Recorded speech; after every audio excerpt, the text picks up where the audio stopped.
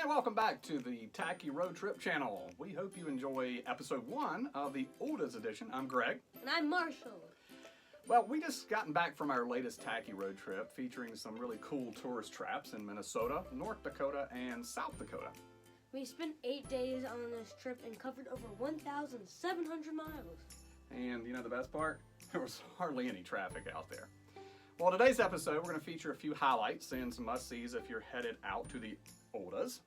Our first day in Minnesota found us hitting the Valley Fair amusement park so we could ride a few coasters.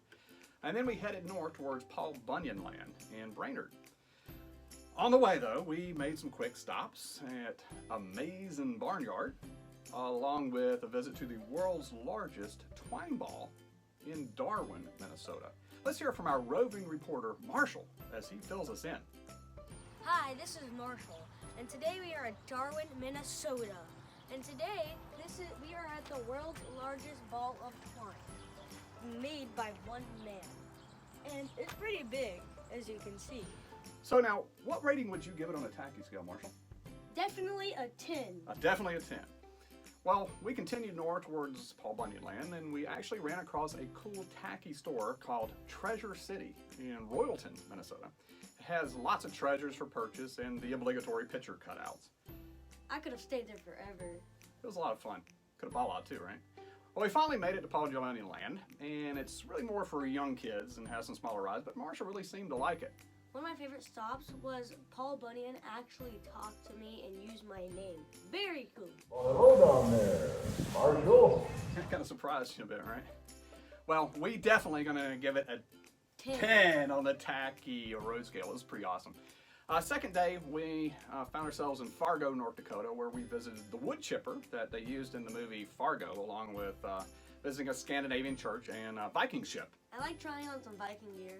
Yeah, it kind of felt like we were really Vikings, right? Now, since we're JMU football fans, we had to stop by the Fargo Dome, which is home of the North Dakota State Bison football team, which have won a lot of championships. Didn't Jamie win last time they played there? Actually, yes, they did, and then we won the championship. But great on you, Bison. Now, dinner, we ate at a really cool themed restaurant called Space Aliens that was off the charts on a Tacky scale. Then, as we headed west out of Fargo, we made a quick stop at Bonanzaville, which is an old west kind of replica town which featured some real buildings from the olden days, including the oldest house in Fargo. Well, we hope you've enjoyed our part 1 of otas edition.